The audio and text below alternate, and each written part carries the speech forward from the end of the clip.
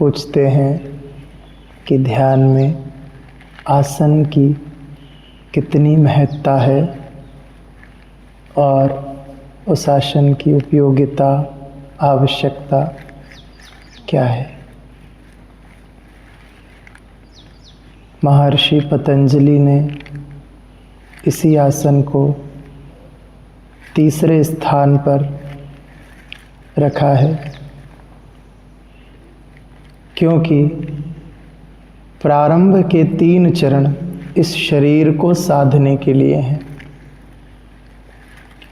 और आसन का बहुत गहरा प्रभाव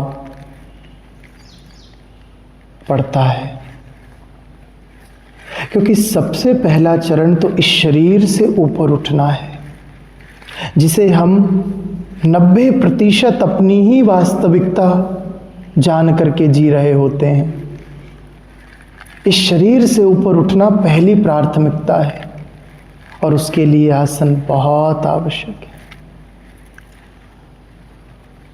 कई बार ऐसा लगता है जब हम बैठे रहते हैं किसी एक निश्चित पोज में, किसी एक निश्चित अवस्था में, तो धीरे धीरे शरीर अपनी अभिव्यक्तियों को प्रकट करने लगता है, शरीर बाधा उत्पन्न करने लगता है, शरीर भिन्न भिन्न प्रकार की प्रतिक्रियाएं करने लगता है और वो हमें हिला देना चाहता है, वो हमें डिस्टर्ब कर देना चाहता है, क्योंकि उसे ज्ञात है, भली भांति ज्ञात है, यदि ये अपने शरीर के ऊपर उठने में सक्षम हो गया तो ये बहुत सी गहराइयों में प्रवेश कर जाएगा।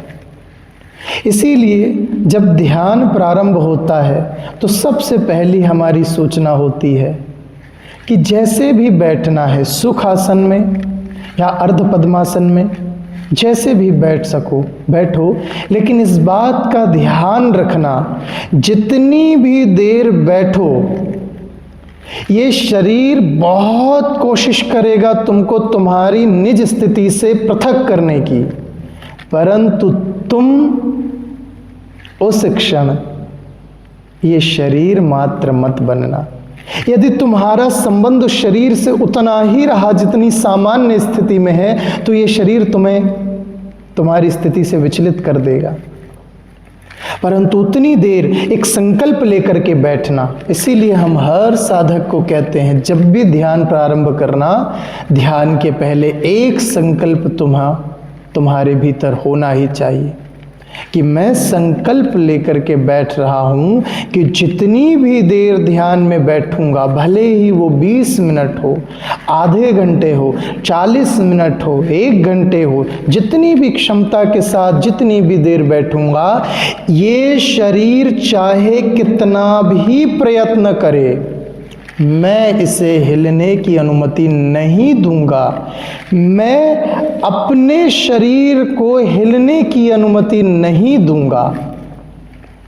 अभी तो हम यही समझते हैं कि मैं नहीं हिलूंगा, पर संकल्प क्या लेना है, मैं अपने शरीर को हिलने की अनुमति नहीं दूंगा। पहले इस पृथकता का तो अनुभव करना है हमको।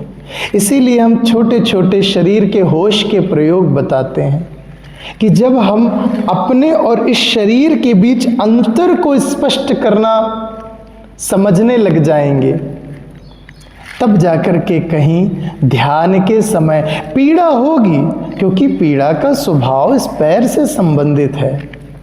कष्ट होगा, कष्ट का संबंध इस हाथ से संबंधित है, परंतु हाँ, एक अभिव्यक्ति और होगी कि मैं देख रहा हूँ ये शरीर, इस पैर में दर्द हो रहा है, मैं देख रहा हूँ पीछे रीढ़ की हड्डी में कुछ महसूस हो रहा है, मैं देख रहा हूँ पैर में झुनझुनी चढ़ रही है, परंतु मैं अनुमति देता हूँ इस शरीर को चाहे कुछ हो जाए तुम नहीं हिलोगे, तुम बिल्कुल वैसे के वैसे बैठे रहोगे। इसीलिए तो आसन को सिद्ध करने की बात, आसन को सिद्ध करना कोई बहुत जटिल बात नहीं थी। जिसे बहुत विचित्र बना दिया गया। आसन को सिद्ध करना मात्र किसी भी आसन में मैं जब तक चाहूं तब तक बैठ सकूं। इसीलिए उस समय बड़े जटिल आसनों में बैठने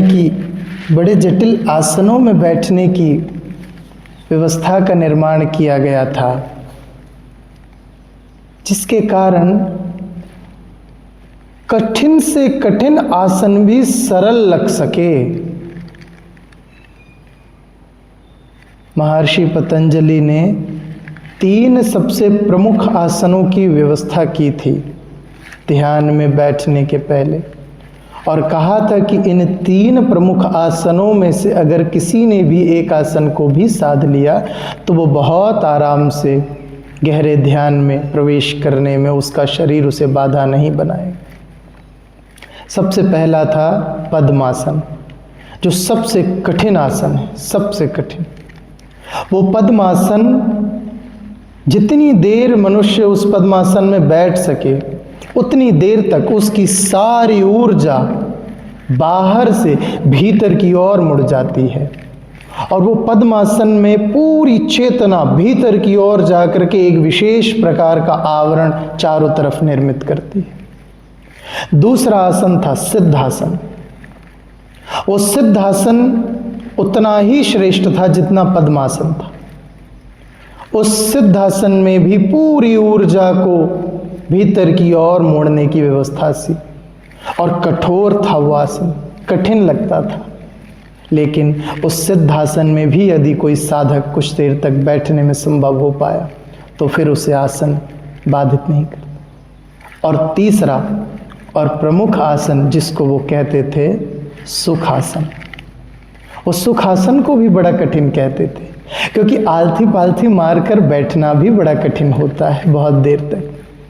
वो कहते थे कि बैठ कर अभ्यास करना ही बहुत कठिन है, और यदि हमने बैठने का ही अभ्यास अगर कर लिया कुछ देर तक तो ये शरीर धीरे धीरे धीरे धीरे निर्बाध्य होने लगता था। और हम कहते हैं अर्ध पद्मासन, जो सिद्धासन और सुखासन के बीच का है, उस आसन में भी यदि साधक कुछ देर बैठ गया, ये कुछ देर का भी एक समय है, यानी कम से कम 30 मिनट और अधिक से अधिक 40 मिनट की अगर इसने अवस्था को भी पार कर लिया तो फिर इसे कोई भी आसन प्रभावित नहीं कर सकता।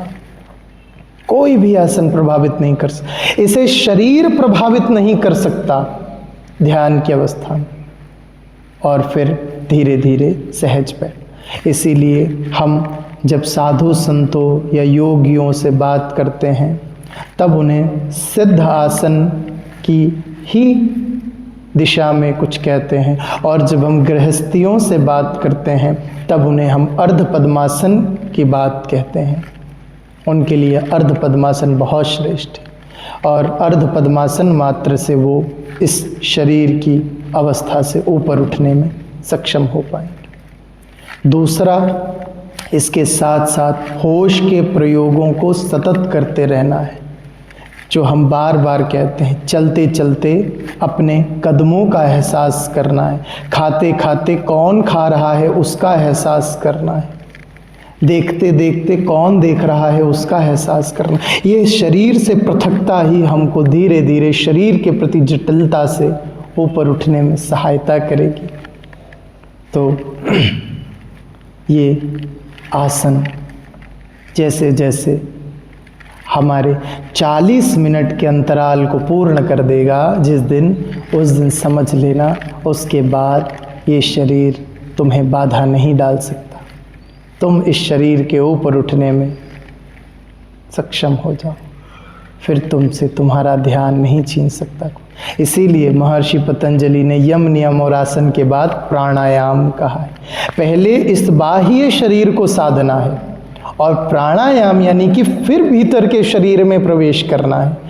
यम नियम आसन बाह्य शरीर को साधने की व्यवस्था है, और प्राणायाम से फिर भीतर के शरीर को साधने की व्यवस्था प्रारंभ होती। तो ये बड़ा ही आवश्यक है। ये शब्द आता है आसन जय, इसकी अवधि 3 घंटे बताई गई है। आसन जय 3 घंटे की अवधि बताई गई है। ये बात ठीक कहते हैं आप, परंतु ये हठ योग की एक पृथक व्यवस्था है। ये सहज योग की, साधारण योग की सामान्य अवस्था से इसका संबंध नहीं है। हठ योग एक बहुत अलग परंपरा है, जहाँ पर वो पूर्ण रूप से इस शरीर को कस लेते हैं, इस शरीर को जकड़ लेते हैं, इस शरीर के प्रति अपनी सारी हठताओं को प्रकट कर देते हैं। उसमें 3-3 घंटे तक बैठने की उनको व्यवस्था का अनुरूपण किया जाता है, वो आसन जय होता है। परंतु सामान्य चेतना, संसार में रह रही चेतना, सहज साधना कर रही यात्रा पर निकली हुई चेतना, इसे 3 घंटे की आवश्यकता नहीं है। हम कहते हैं 3 घंटे नहीं, 30 मिनट की भी आवश्यकता नहीं है। एक क्षण में यदि उसको ये भास हो गया कि मैं इस शरीर से पृथक हूं, तो उस शरीर के निर्भार्य की अवस्था में प्रवेश कर जाएगा। ये 3 घंटे तक साधना यानी कि पूर्ण रूप से शरीर को जड़वत हो जाने देना, शरीर को जड़वत हो जाने देना, यहाँ शरीर को जड़वत कर देने की व्यवस्था है। और हम कहते हैं कि जो चैतन्य है उसके स्मरण को बढ़ाना है, जो जड़ है उसके स्मरण को नहीं बढ़ाना है। हम तो तुमसे एक लाइन खींच करके ये नहीं कहेंगे कि तुम इस लाइन को कैसे छोटी करोगे। हम तो तुमसे मात्र इतना कह रहे हैं कि जो बड़ी लाइन उसके बगल में खींची जा सकती है उसे खींच दो और ये लाइन स्वतः छोटी हो जाएगी। जो जड़ है तुम्हें उसे महसूस क्यों कराने की आवश्यकता पड़ रही कि जड़ है ये तो पंच प्रकृति से बना हुआ है। तो उसको विजय करने के लिए 3 घंटे भी अगर चाहे तो कम पड़ जाएंगे। कैसे विजय करोगे उसे? वो तो 3 घंटे के बाद जैसे तुम फिर सामान्य हो गए, वो फिर उसी अवस्था में आ जाए। एक बार एक हिमालय के योगी काफ़ी लंबे अवधि तक हिमालय में साधना कर रहे थे, मौन में, एकदम प्रगाढ़ गहरी चेतना। कई योगों को साधा, कई सिद्ध योगियों से मिलना हुआ और मौन 30 वर्ष मौन में रहे वो। एक बार एक भूला भटका साधक वहाँ तक पहुँच गया, उनसे मिलकर कहता है कि महाराज आपसे मिलकर बड़ी प्रसन्नता हो रही है। नीचे कुंभ लगने वाला है हरिद्वार में, मेरी विनती है आपसे आप चलें और बाकी साधकों को भी कुछ मार्गदर्शन दें। आपकी उस मार्गदर्शन से हमारा जीवन कृतार्थ हो जाएगा। पहले तो उन्होंने अस्वीकार किया, बाद में स्वीकार कर लिया और नीचे आए। उन्होंने कहा मुझे क्या है, मैं तो परम मुक्त, शरीर को साध लिया, मन को साध लिया, इंद्रियों को साध लिया। बहुत भीड़ थी कुंभ में, बहुत भीड़। उनका जहाँ छोटा सा टेंट लगाया था वहीं बैठे थे। एकदम से सहसा वो बाहर निकले और बहुत सारी भीड़ एकदम से भागी और उनके पैरों पर चढ़ते हुए निकल गई। जैसे ही एक व्यक्ति ने उनके पैरों पर पैर रखा, तुरंत उनके भीतर का अहंकार जागा और उनके मुख से जो शब्द निकला वो समझने योग्य है। उनके मुख से शब्द निकला कि तुम्हारी इतनी हिम्मत कि तुम एक सिद्ध योगी के पैर पर पैर रखकर निकल गए। जैसे ही ये शब्द उनके मुख से निकले, तुरंत वो ठहरे। उन्होंने कहा ये क्या हो गया? मेरे 30 वर्षों का मौन, 30 वर्षों की शरीर की साधना, 30 वर्षों का इंद्रियों पर नियंत्रण एक साधारण से व्यक्ति के पैर पर पैर रखने से टूट गया। शायद ये मैंने कभी साधा ही नहीं था, मैं तो उसे ही साध रहा था जिसे कभी साधा ही नहीं जा सकता था। उस क्षण उन्हें एहसास हुआ कि नहीं, मुझसे कोई बहुत बड़ी भूल हो गई। वहां तो कोई था ही नहीं, इसलिए मैं अपने आप को परम मौनी बाबा, परम सिद्ध समझ रहा था। यहां इनके बीच में आते ही मेरा अहंकार जाग गया, मेरा मौन टूट गया। नहीं, ये साधना नहीं थी। और उसके बाद फिर उन्होंने संसार में ही एक छोटी सी कुटिया बनाई और सबके बीच में रह करके साधने लगे। इसीलिए लोग इस जड़ता को साधने निकलेंगे तो जन्म जन्म बीत जाएंगे, लेकिन कभी से साध नहीं सकते। इस मन को नियंत्रण करने की चेष्टा करेंगे तो जन्मों जन्म तुम्हारे खत्म हो जाएंगे, लेकिन यह मन शांत नहीं होगा। लेकिन जो सदा से शांत है, जो सदा से सदा ही हुआ है, उसे साधने का यदि एक बार प्रयास कर लिया, जो सदा से शांत है, तुम्हारी निज चेतना, उसकी तरफ तुम्हारा कदम बढ़ गया, तो तुम्हें इन्हें साधने की आवश्यकता भी नहीं पड़ेगी। ये स्वतः ही सध जाएंगे, ये सधे ही हुए हैं, बस तुम अपनी चेतना को वहां तक पहुंचा लो। आज के लिए इतना पर्याप्त है। हरि ओम।